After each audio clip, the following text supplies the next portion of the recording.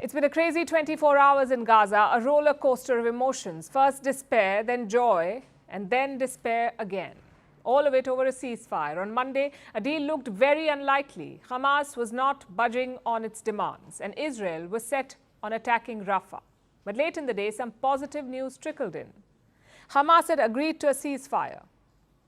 Now, just to be clear, this agreement did not come from Israel. It was drafted by Qatar and Egypt. After a lot of back and forth, Hamas agreed to it. And soon celebrations broke out in Rafah. Gazans thought the war was over.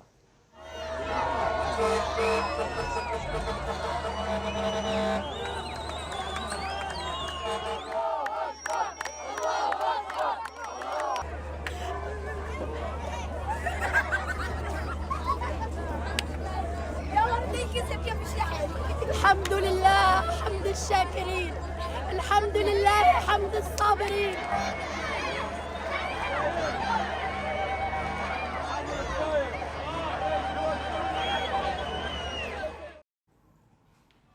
Hope is a fickle thing, especially in conflict zones like Gaza, and pretty soon it was clear why. Israel's hard-right ministers rejected the ceasefire, so did Prime Minister Benjamin Netanyahu. He said the deal did not meet Israel's demands, so the military operation will go on. We examine every answer and response in the most serious manner and are exhausting every possibility regarding negotiations and returning the hostages to their homes as soon as possible as a main mission. In parallel, we are still operating in the Gaza Strip and will continue to do so. So the war continues. Israeli soldiers have moved into Rafah. You can see their tanks at the checkpost between Gaza and Egypt. Now, this checkpoint is very important again. A lot of aid enters through here. Plus, many Gazans fled to Egypt via this point. Now, Israel has occupied it. They've surrounded Rafah from both sides. And the bombing continues. Israeli missiles hit Rafah overnight. They killed around 20 Palestinian civilians. I know all of this may sound confusing. A lot of deals, attacks and U-turns. So let's focus on four major questions here.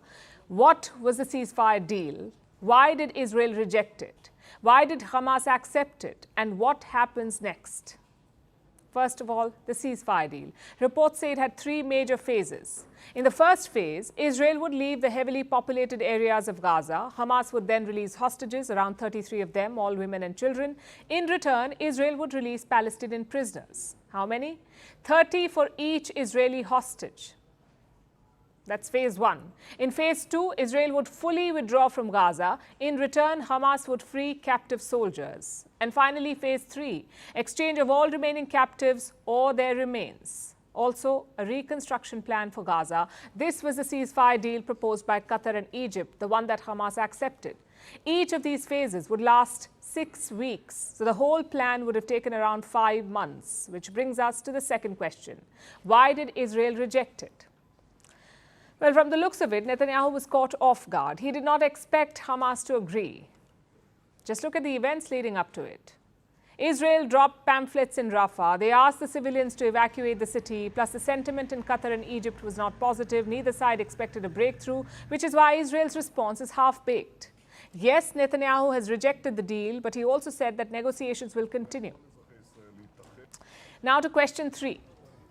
Why did Hamas accept the ceasefire? Honestly, they did not have an option. Hamas may not care about Gazan civilians, but they do care about their fighters. Israel says there are between 5,000 and 8,000 Hamas fighters in Rafah. If Israel invades, many of them would die. Maybe that's why Hamas agreed. Also, it puts the pressure back on Israel.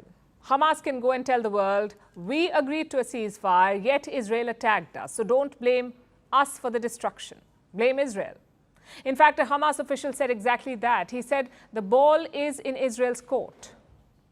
Which brings us to the final question. What happens next? Netanyahu is under a lot of pressure, both at home and abroad. Let me show you pictures from Tel Aviv. Israeli protesters blocked a major highway there. They want Prime Minister Netanyahu to take the deal to bring the hostages home.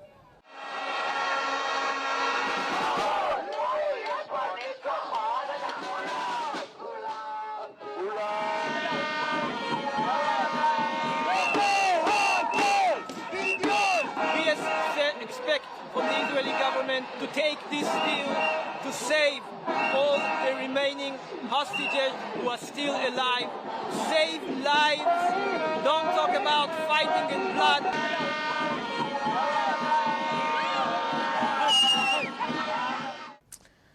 Same with Israel's allies. The US says it is reviewing the ceasefire deal, but its overall position remains the same. A deal is better than war.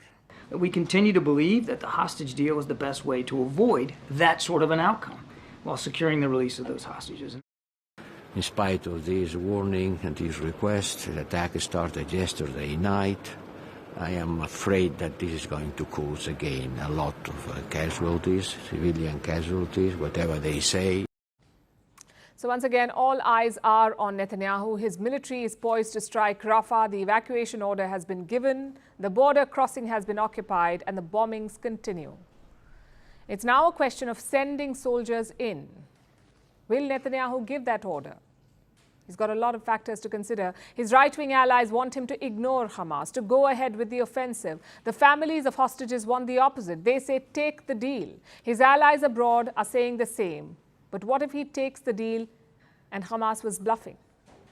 What if most of the hostages are already dead? Then it would be counterproductive.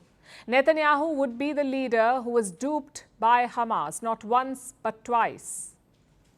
So there are no easy choices here because security, legacy and lives are at stake. We'll be tracking Israel's actions very closely. First Post reports from the world's second largest continent. Hello, I'm Alison Lagrange. A very warm welcome from Durban, South Africa. We get you the news and the newsmakers from Africa.